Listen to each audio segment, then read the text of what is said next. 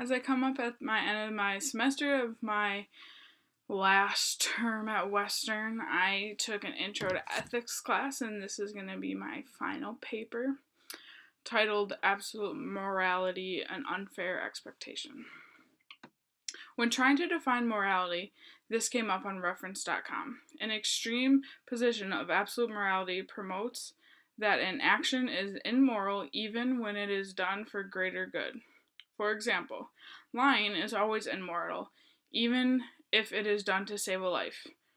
Christian theology functions on a good graded absolutism when two absolutes are incompatible, and that duty is always to obey the higher power. Historically, governing by the absolute morality is favored because it simplifies the creation of law, obedience to them, and facilitates the judicial process. Absolute morality does not have ethical reasoning. Remaining true to all morals that God presents at all times is not feasible.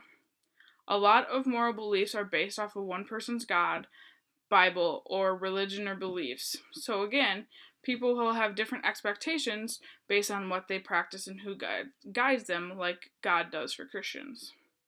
There are many reasons why absolute morality is not effective, the Ten Commandments from the Bible just being one of them.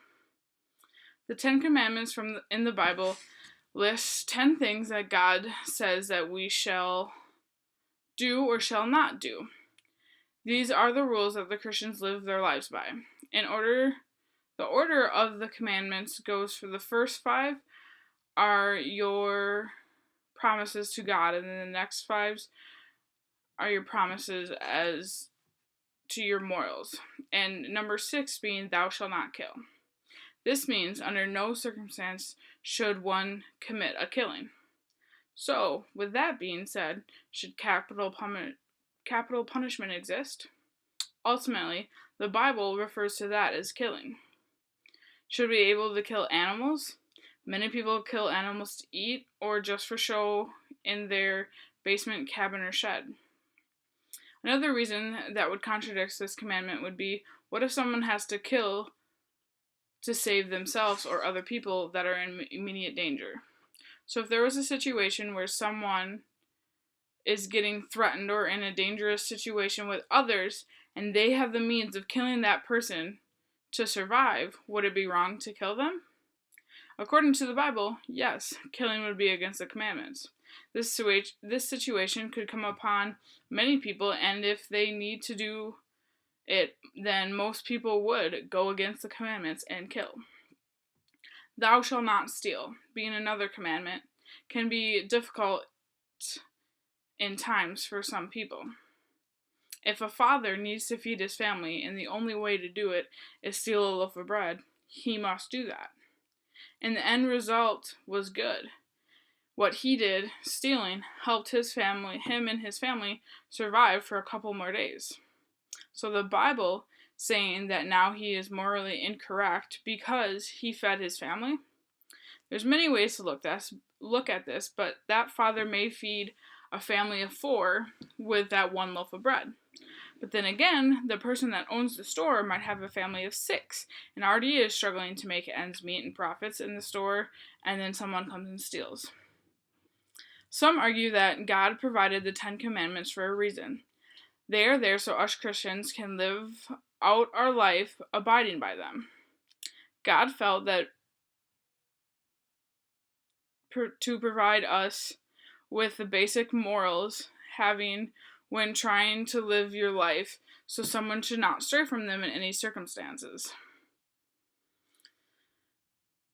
God created everything, and that he also creates miracles every day.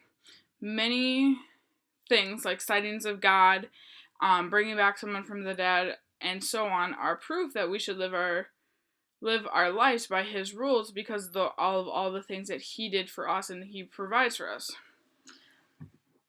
Christians saying that the 10 Commandments were given to Moses in 13,000 BC from God is trying to present the rules that we need to live our life by in 2018.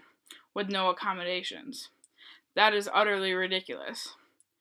Some things may have changed from now that need to be taken in consideration when being told how we should live our lives. We do not have common religious meetings and killings like they did back in the day. And we also live in a world of technology that gives us more explanations of what happened in the world and what we are doing or what we should do. Miracles are something that no one can prove. If you see God and tell them to look where you were looking when you saw God, they will likely not see the same thing that you did. Back then, there were many religions, but today there are probably triple amount of the religions and more people practicing them all around the world. Basing this off of God would be wrong for the people that have a different God or a different higher power, or simply someone that does not believe in any religion or practice anything at all. In the article Moral Absolutism, they state, for morals to be truly absolute, they would have to have universally unquestioned sources. An interpretation of authority which critics claim is impossible. There's simply nothing that can go unquestioned in this world today.